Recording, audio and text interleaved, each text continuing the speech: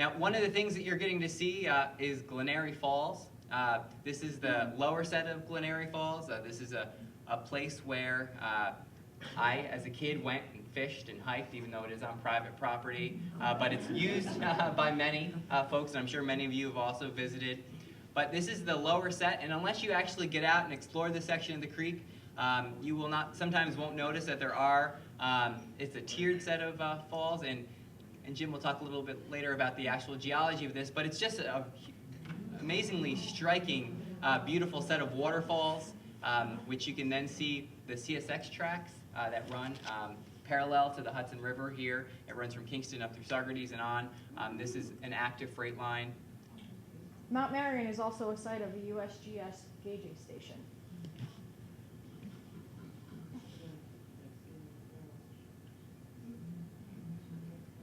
Now, one of the interesting things you're going to notice in a minute, if you look right here, this is actually where the Plattekill Creek enters. And one of the neat things is you can see the color difference. You can see when this video was shot, the Esopus Creek was much more turbid. And so you can see the brown versus the darker water coming in from the Plattekill.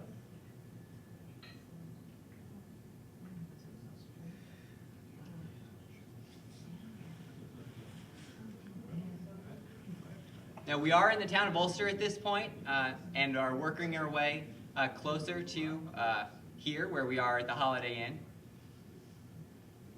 Glenary Boulevard is here on your left.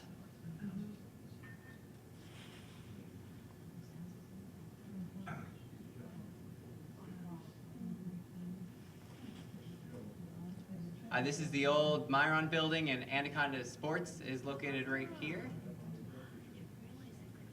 Now, this is another set of waterfalls, and it's like... Thanks, Mel. On our left, right before, you saw where Timber Commons was.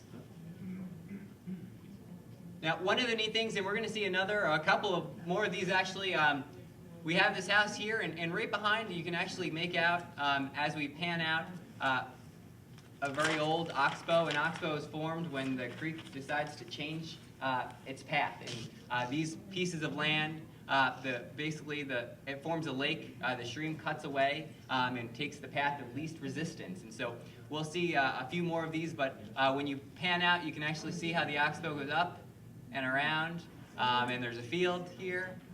On your left, you'll see Route 87, and this is an area where the creek actually starts to change. It's sort of a different classification according to the McBroom study. You'll see that it starts to switch to more farmland as it was previously more forested. There's again 87 down in the bottom. I've heard some firsthand experiences of all of the beavers that love to inhabit this wetland, this oxbow, and I know the property owners nearby love working with those beavers on a daily basis, I hear. Is that connected to the creek, or you really not?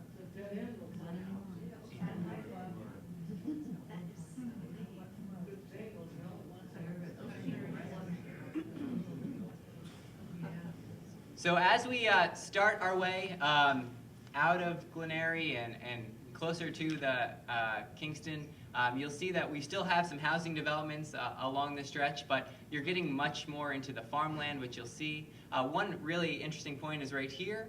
This is where the Sawkill Creek enters the Esopus Creek. Now, this is the second largest tributary. The first largest. The second largest was the Plattekill that we first visited, and then in a little bit while we'll see the third tributary that enters.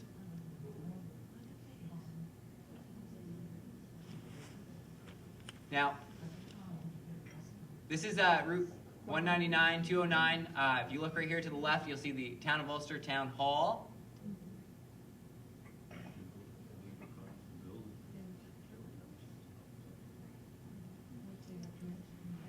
Up to the left, you'll start to see the parking lots from Tech City, the old Iran property.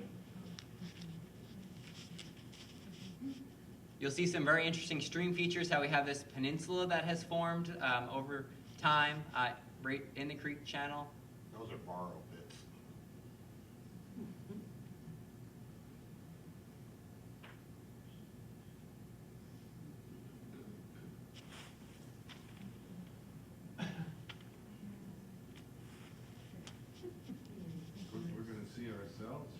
Yes, we are. It's very exciting when you get to do that.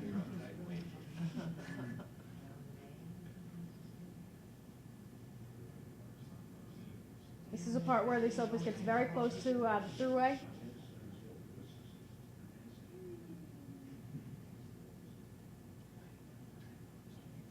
And starting to come into view is the old Boyce's Trailer Park.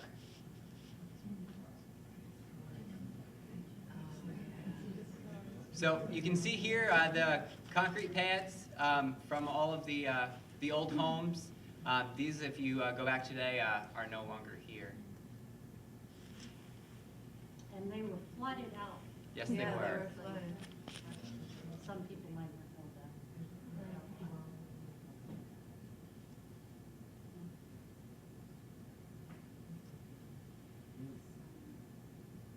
On the left, you're going to start to see the bottom of Orlando Street in the town of Ulster, and on the right, Farm to Market Road.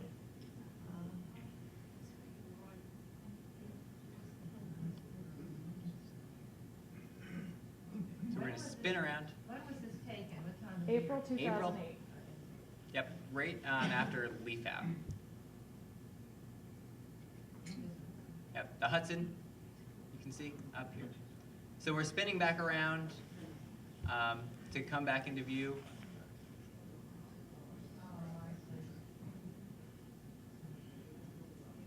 So we're back down on Buckley Road.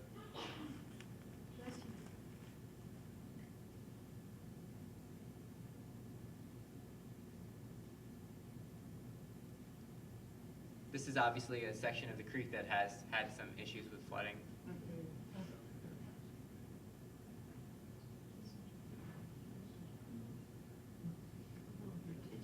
So as we head out of the town of Ulster closer to Kingston, you'll see there's a very small sliver here of Green Acres Golf Course.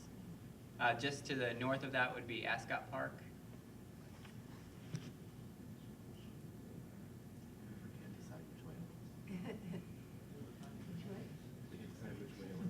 You can see that there is some different types of farming, not only agricultural, but also some landscaping. Companies have their plots of different types of shrubs and trees. Those are probably some Japanese maples or something like that. But we're now entering the city of Kingston. This is the line right about here. And so this is the section that Julie and I are familiar with. And There's the armory up on the left. yeah, we lead kayaking tours when we have the opportunity on the Esopus Creek. It's a very different creek than the Roundup Creek here in Kingston or the Hudson River. This is, for those of you that are familiar with Kingston, this is the Newcomb property. This is also another oxbow, which you can also see very clearly. The stream historically would have gone around, but during an event, the stream finds the path of least resistance and just decided to go straight, cutting off this lake from the rest of the stream. So this is a really great example of an oxbow. In the top left corner, you'll see the radio tower that's just off behind Albany Avenue.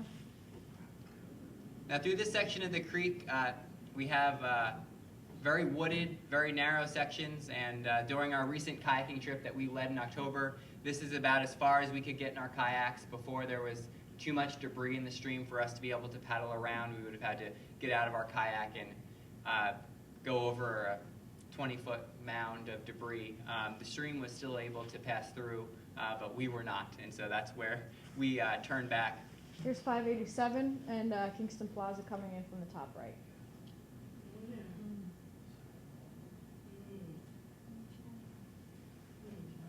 So this is the Chandler Drive Bridge, and one of the functions that you'll see here that those of you that have visited the Kingston Plaza, you can see that there is a flood wall here to protect the plaza from flooding. This is the Dutch Village Apartments that has an earthen berm protecting it, and then of course the Holiday Inn, and we're located right here. The Holiday Inn also has had a chair because it is not protected by a flood wall of flooding, and they have had water in some of their first floor rooms.